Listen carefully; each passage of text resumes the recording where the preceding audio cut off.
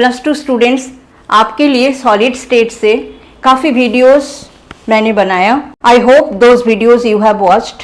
If you have not watched, please watch those videos. They are very very informative and useful videos for you. आज के video में हम discuss करेंगे imperfections और defects in the solids. ये topic solid state से आज हम डिस्कस करेंगे. तो देखो, सॉलिड के बारे में जब हमने स्टडी किया था तब हमने जाना था कि दो टाइप का सॉलिड होते हैं, क्रिस्टलाइन सॉलिड और अमॉर्फस सॉलिड. क्रिस्टलाइन सॉलिड के बारे में हमने जाना कि क्रिस्टलाइन सॉलिड्स में जो कॉन्स्टिट्यूएंट पार्टिकल्स है उनका जो अरेंजमेंट है बिल्कुल रेगुलर अरेंजमेंट है, परफेक्ट ऑर्डर्ड अरेंजमेंट है, कहीं कोई इधर उधर नहीं है. The constituent particles, they can be atoms, they can be molecules, they can be ions, और वो जो है बिल्कुल परफेक्टली ऑर्डर्ड मैनर में अरेंज्ड है.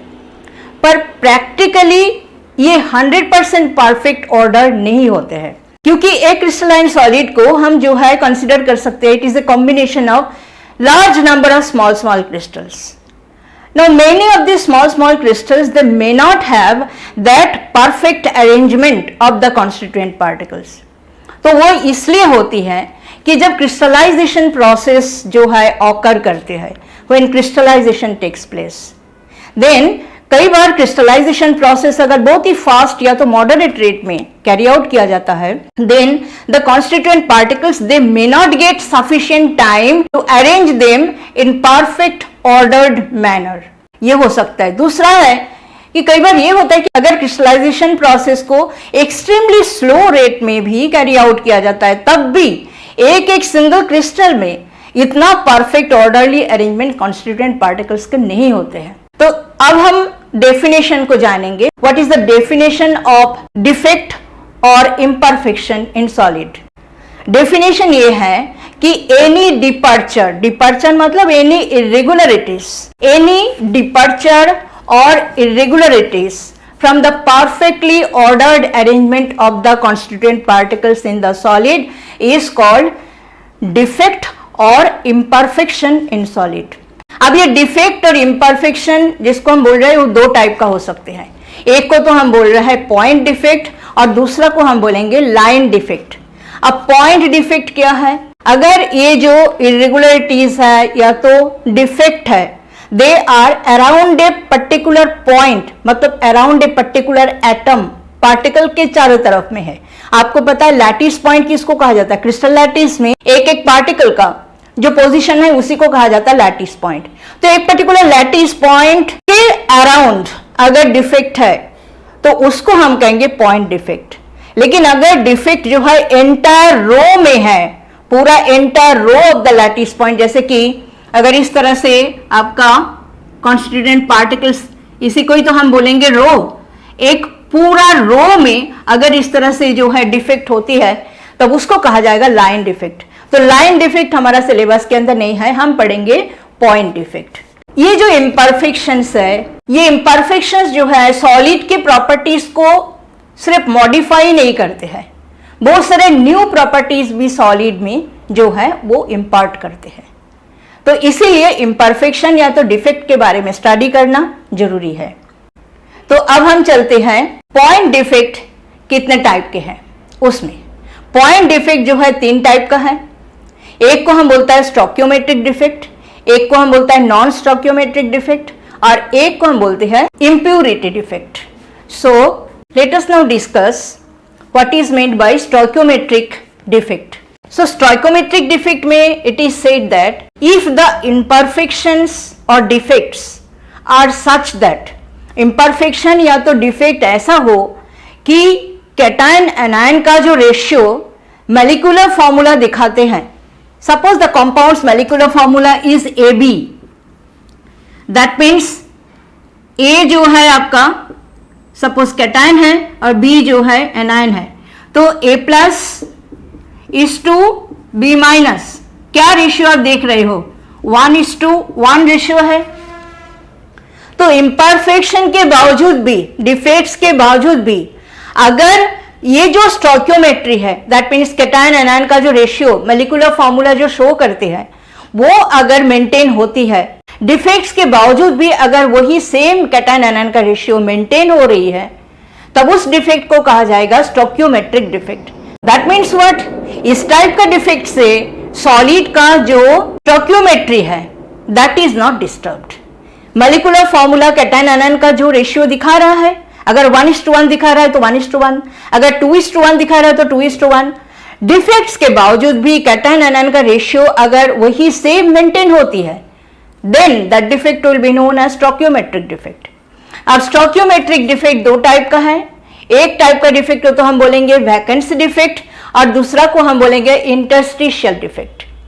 अब वैकेंसी डिफेक्ट क्या है? It is said if in a crystalline substance some of the lattice sites are vacant, कुछ लैटिस साइट्स अगर वैकेंट है, लैटिस साइट किसको बोलते हैं वो तो आपको पता ही है, पार्टिकल्स का जो पोजीशन है उसी को हम बोलेंगे लैटिस साइट।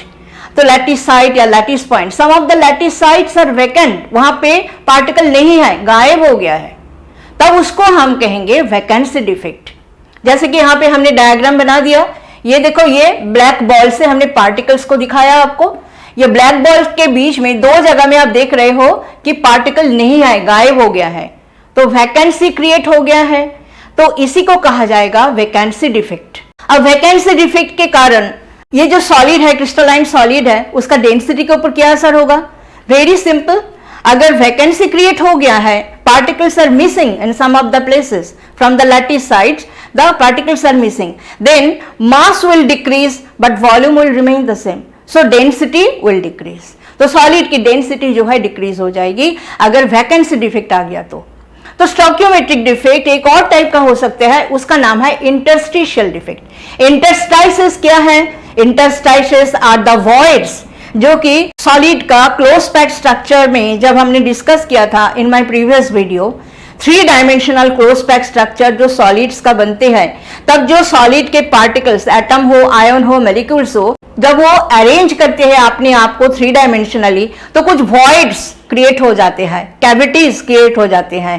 दो टाइप का है ये वॉइड्स, नाम भी आपको पता ही है, एक तो है टेट्राहेड्रल वॉइड, एक है ऑक्टाहेड्रल वॉइड। तो ये जो वॉइड्स है इन्हीं को ही हम कहते हैं इंटरस्टाइसिस या तो इंटरस्टिशियल साइट। तो इंटरस्टिशियल डिफेक्ट तब क्या है? इंटरस्टिशियल डिफेक्ट में कुछ एक्स्ट्रा पार्टिकल्स, कुछ एक्स्ट्रा कॉन्स्टिट्यूएंट पार्टिकल्स अगर इंटरस्टिशियल साइट्स के अंदर जो है ये प्रेजेंट है, जैसे कि यहाँ पे ये डायग्राम में देखिए, ये सारे जो है आपका पार्टिकल्स है, ये सारे पार्टिकल्स है, इसके बीच में देखो ये आपका वॉइड है, इंटरस्टिशियल साइट है, ये इंटरस्टिशियल साइट है, इस तरह से ये सारे इंटरस्टिशियल साइट है। तो दो पार्टिकल आप देख रहे हो जिसको हमने ब्लैक बॉल से दिखाया, they are present in the interstitial site, extra है ये। सो ये जो पार्टिकल्स है जिनको हमने ब्लैक बॉल से दिखाया है, दे आर एक्स्ट्रा। बाकी सारे लैटिस साइट में पार्टिकल्स जो है प्रेजेंट है, और ये जो इंटरस्टिशियल साइट है इसमें एक्स्ट्रा पार्टिकल प्रेजेंट है, तो इसको कहा जाएगा इंटरस्टिशियल डिफेक्ट। तो इंटरस्टिशियल डिफेक्ट में आप क्या देख रहे हो? एक्स्ट्रा पार्टिकल्स अगर इंटरस्टिशियल साइट में आ गया है तो उसके कारण क्या होगा? सॉलिड का मास इंक्रीज हो जाएगा, volume remains the same, so density will increase. So this is how it is, interstitial defect. Vacancy defect and interstitial defect जो हमने just now discuss किया, these are shown by non-ionic solid. Non-ionic solid मतलब वो solid जिसमें constituent particles are not ions, they can be molecules or they can be atoms, लेकिन ions नहीं है, non-ionic solid show करते हैं vacancy defect and interstitial defect। और लगभग यही सेम टाइप का डिफेक्ट जो कि आयोनिक सॉलिड जब दिखाते हैं तो नाम थोड़ा सा चेंज हो जाता है। आयोनिक सॉलिड के केस में जब वैकेंसी क्रिएट हो जाता है तब उसको हम वैकेंसी डिफेक्ट नहीं बोल के उसको कहते हैं शॉटकी डिफेक्ट। और आयनिक सॉलिड के केस में अगर कोई एक पर्टिकुलर आयन अपना लैटिस साइट छोड़ करके इंटरस्टिशियल साइट में चला जाता है तब उसको हम कहते हैं फ्रिंकल डिफेक्ट। तो एक एक करके हम डिस्कस करते हैं। पहले हम डिस्कस करते हैं शॉटकी डिफेक्ट। शॉटकी डिफेक्ट क्या है? यहाँ पे डायग्राम देखिए।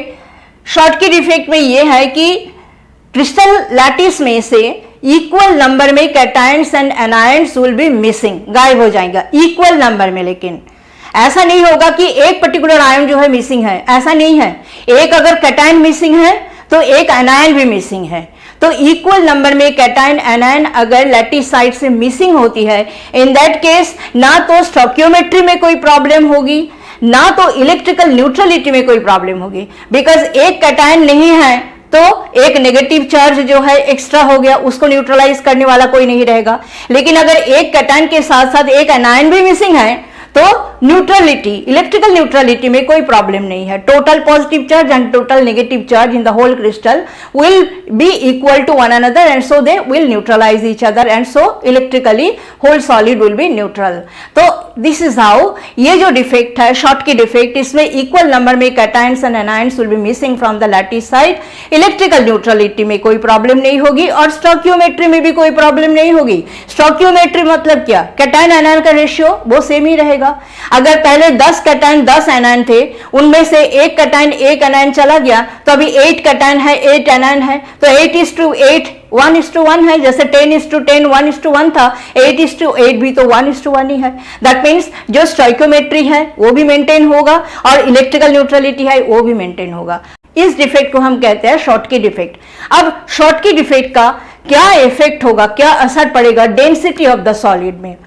तो it is very obvious that density of the solid will decrease due to Schottky defect, because अगर equal number में cation anion जो है missing है solid से, then what will happen, mass will decrease but volume will remain the same and so density will decrease.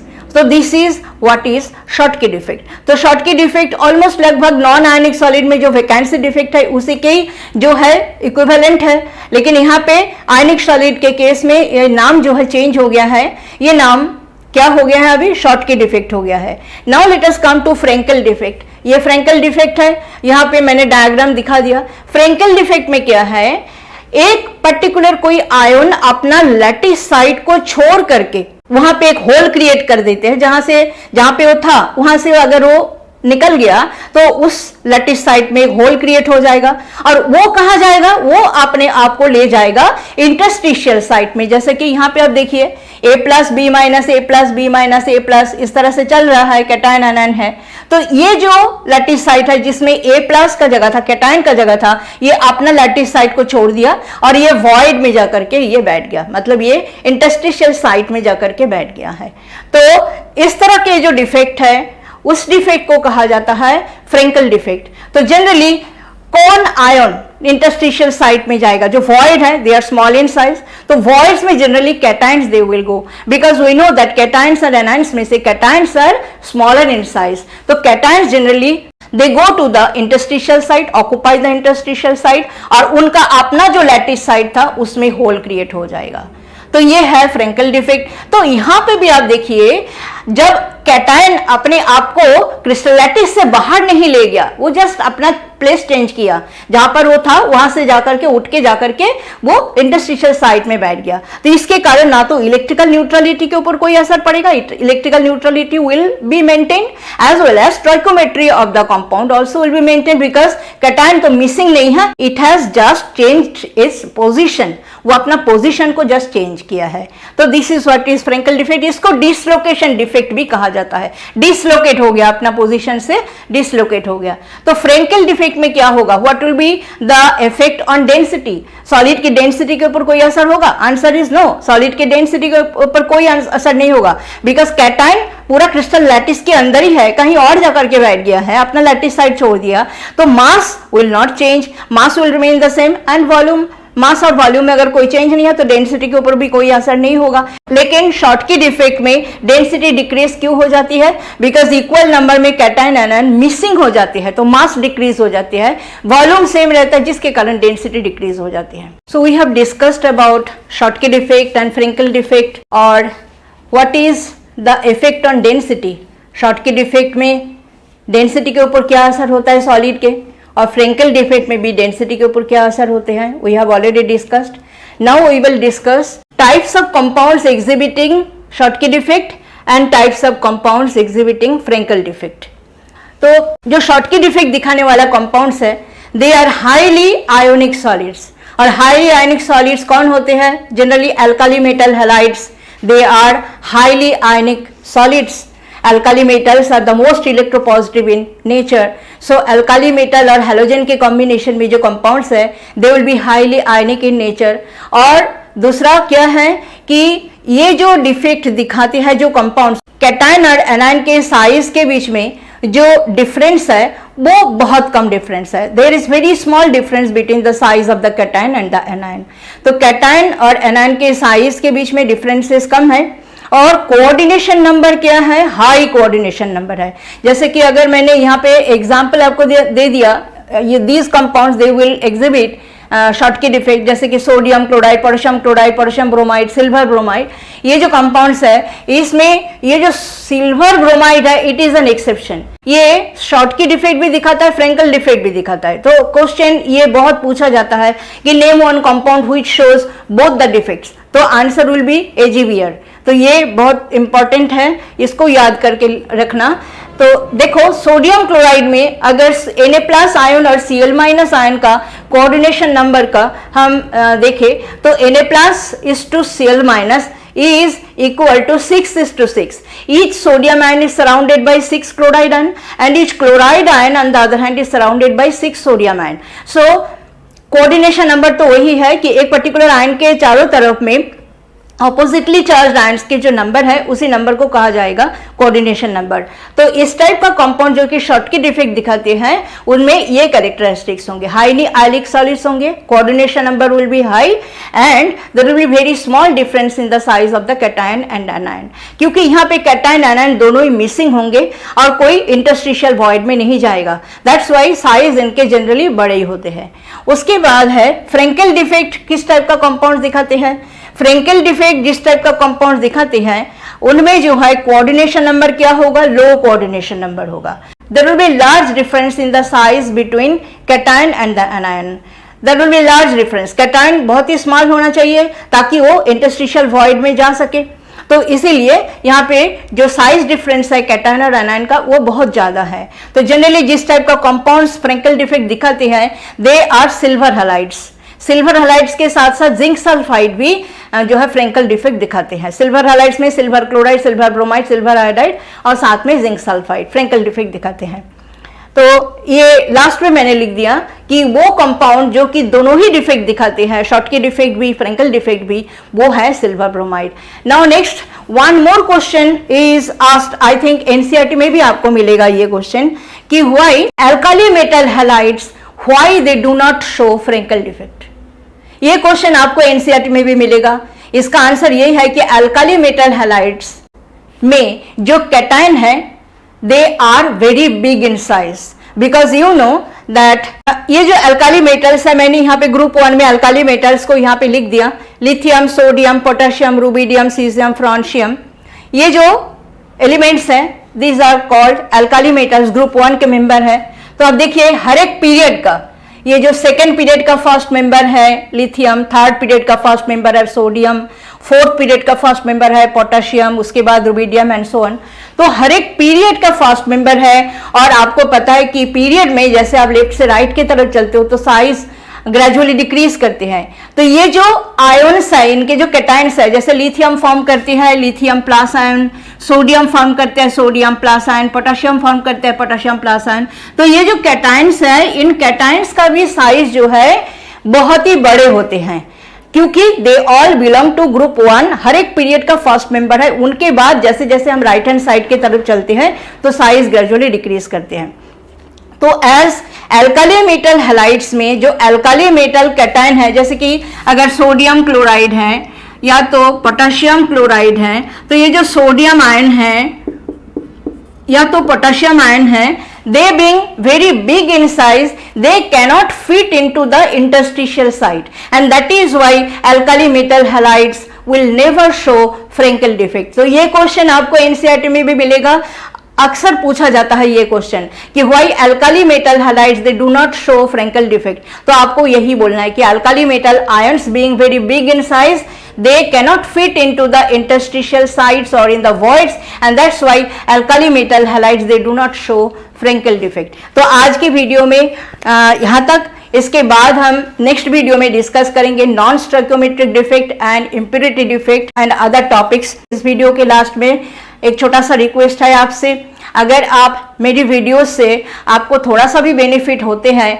तो please just देख करके छोड़ नहीं देना। प्लीज़ जो सब्सक्राइब बटन है उसको दबाना, ताकि मेरा जो सब्सक्राइबर्स है वो इंक्रीज हो और चैनल ग्रो करे. Then only I will be motivated and I can help you more and more. So thanks for watching the video.